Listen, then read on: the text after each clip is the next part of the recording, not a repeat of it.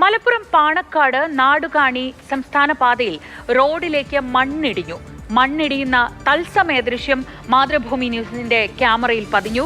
Kairali news cameraman Jayesh മണ്ണിടിച്ചിലിൽ നിന്ന് അത്ഭുതകരമായിട്ടാണ് രക്ഷപ്പെട്ടത്.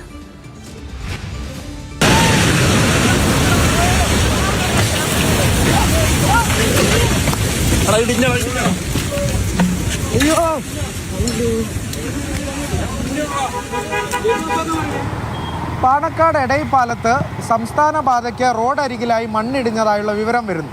മന്ത്രി പി കെ കുഞ്ഞാലിക്കുട്ടിയുടെ വീടിന് 200 മീറ്റർ മാത്രം അകലെയും പാണക്കാട് തറവാടിന് സമീപവുമായിരുന്നു ഈ പ്രദേശം. അങ്ങനെ മാതൃഭൂമി ന്യൂസ് സംഘം അവിടെ എത്തി ആദ്യ തത്സമയ ദൃശ്യങ്ങളിൽ തന്നെ മണ്ണിടിയുന്ന ദൃശ്യങ്ങളാണ് പതിഞ്ഞത്. ഞങ്ങൾ അങ്ങോട്ടുന്നോളേ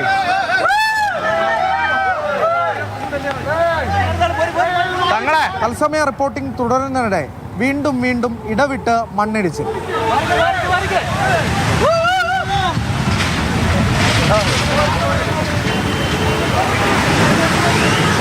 ഇനിയും മഴ തുടർന്നാൽ മുകൾ ഭാഗം ഒന്നാകെ ഇടിയാനുള്ള ആശങ്ക പ്രദേശവാസികൾ പങ്കുവച്ചതായിരുന്നു. പിന്നാലെ 9:30യോടുകൂടി അത് സംഭവിച്ചു. മുകൾ വശം ഒന്നാകെ ഇടിഞ്ഞ് കുത്തിയൊലിച്ച് റോഡിലേക്ക് വരികയായിരുന്നു. അവിടെ കൂടിയിരുന്ന പോലീസുകാരും മാധ്യമപ്രവർത്തകരും നാട്ടുകാരുമെല്ലാം ചിതറിയോടി.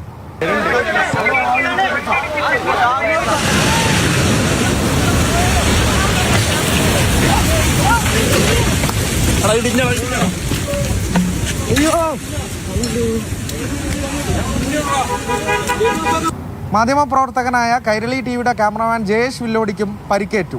പിന്നാലെ തന്നെ പൂർണ്ണമായും സംസ്ഥാന പാതയിലെ ഗതാഗതം മുടങ്ങി.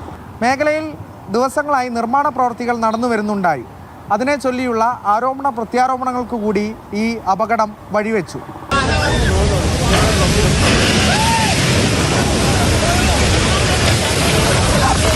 അപകട മുഖത്തെ നേർക്കുനേർ നേരിടേണ്ടി വന്ന ഒരു സാഹചര്യവും തലനാരിഴയ്ക്കുള്ള രക്ഷപ്പെടലുമൊക്കെ നമ്മുടെ ദൃശ്യങ്ങൾ പകർത്തിയ ക്യാമറമാൻമാർ ഉൾപ്പെടെ പങ്കുവയ്ക്കുകയുണ്ടായി. നമ്മളിങ്ങനെ ഷൂട്ട് ചെയ്തുകൊണ്ടിരിക്കുന്നതിൽ ലൈവിൻ്റെ ഷൂട്ട് ചെയ്തുകൊണ്ടിരിക്കുക. അപ്പോഴാണ് പെട്ടെന്ന് തന്നെ പൊട്ടി വന്നത്. അന്ന് നമുക്ക് ഓടാൻ പറ്റിയില്ല. ഈ ഇതിനിടയിലാണ് കമ്പിലൈനെല്ലാം മുന്നിൽ വന്ന് വീണത്. എൻ്റെ ഫോണെല്ലാം നഷ്ടപ്പെട്ടു. എന്തോ ഒരു ഭാഗ്യത്തിന് രക്ഷപ്പെട്ടു. ആദ്യമായിട്ടാണ് ഇങ്ങനെ ജീവിതത്തിൽ ആദ്യമായിട്ടാണ് ഇങ്ങനെ സംഭവം നമ്മൾ ലൈവായി കാണുന്നത്, ഇങ്ങനെ പൊട്ടി വരുന്നത്. എന്താണ് പ്രദേശത്തെ മണ്ണിടിച്ചിലിന് വഴിവെച്ചത്? വരുത്തിവെച്ച വിനയാണെന്നുള്ള ആരോപണങ്ങളും ഒരു ഭാഗത്തു നിന്ന് ഉയരുന്നുണ്ട്. അരുൺ അമൃതനാഥ്, മാതൃഭൂമി ന്യൂസ്, മലപ്പുറം.